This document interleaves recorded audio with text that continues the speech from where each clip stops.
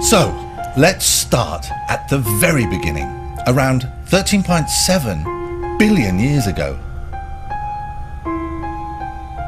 Before there was any time or space as we know it.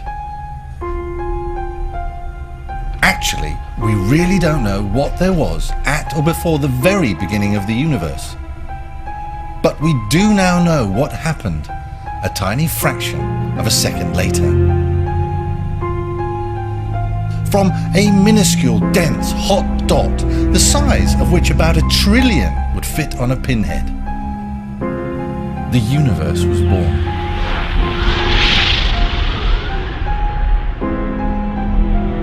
When it came to be, it unleashed an unbelievable amount of energy, and for a brief second it expanded faster than the speed of light, growing to the size of a galaxy. It was so hot and so pressurized that all the basic forces of nature we know today were unified. But very quickly, gravity broke away as the pressure began to drop. This was then followed by the electromagnetic, the weak nuclear, and the strong nuclear forces. This splitting of the major forces released even more latent energy into the system. And at these very, very high temperatures, energy can actually be converted into matter, according to E equals mc squared. That's energy equals matter multiplied by the speed of light squared.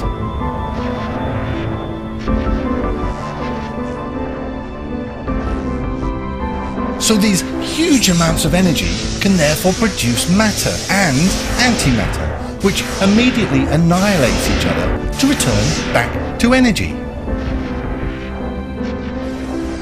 An incredibly mad, chaotic war of trillions and trillions of particles spontaneously appearing and then disappearing ensued.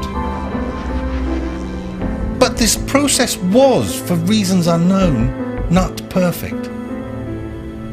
And some residual matter particles, about 1 in a billion, remained.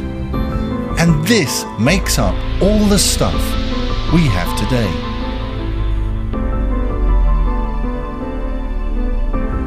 Then the temperatures cooled and matter stopped being produced. The universe was filled with a dense, hot, fog-like plasma of energy and matter particles, consisting mostly of hydrogen, some helium, and a very small amount of lithium. And this continued to expand until its temperature eventually fell to 3,000 degrees Kelvin, around 380,000 years after the Big Bang. At this particular temperature, electrons can settle into the atoms and behave as they do today. So from this opaque plasma fog, there suddenly was a massive release of light.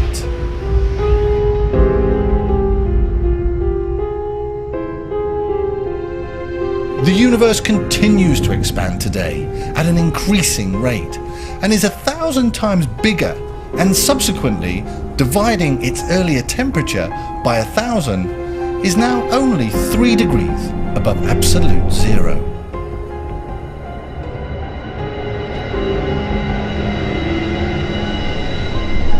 Well, let's take a look at some of the evidence for this theory. It turns out that stars are moving away from us. We see this through the redshift of the light wave as it recedes from us. This is a bit like undulating a skipping rope. When it is loose and close together, it produces bigger waves as you move it. These bigger waves equate to the blue side of light. As the rope is stretched, these waves reduce in amplitude and show that the wave is longer and redder and is therefore moving away. The universe is therefore expanding.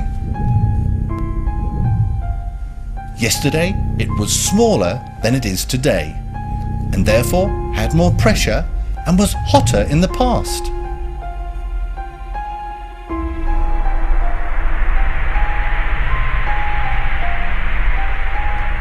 When we take these measurements back over billions of years, we reach a point where the universe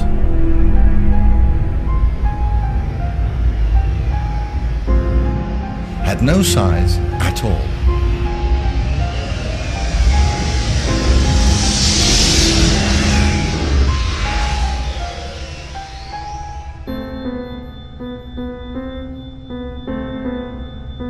The moment of light release, 380,000 years after the Big Bang, would have left an extended, even flatter light wave, a microwave.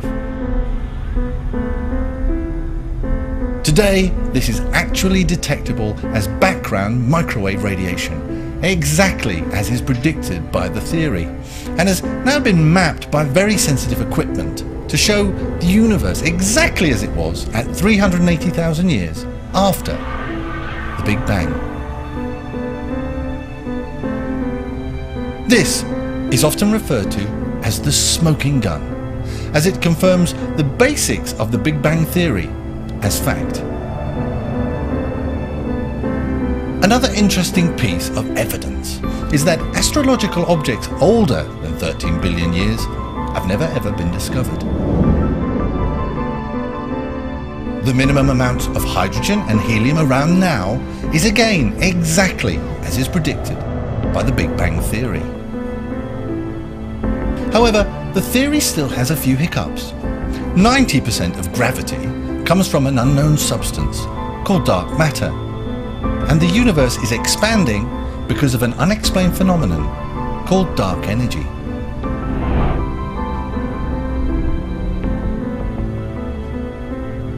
We still have not directly detected either of these and do not know exactly what they are.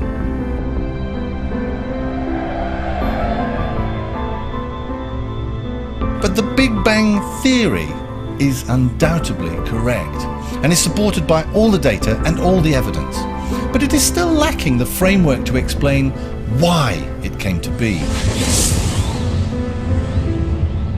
and seems to be only a true part of a currently undiscovered broader theory.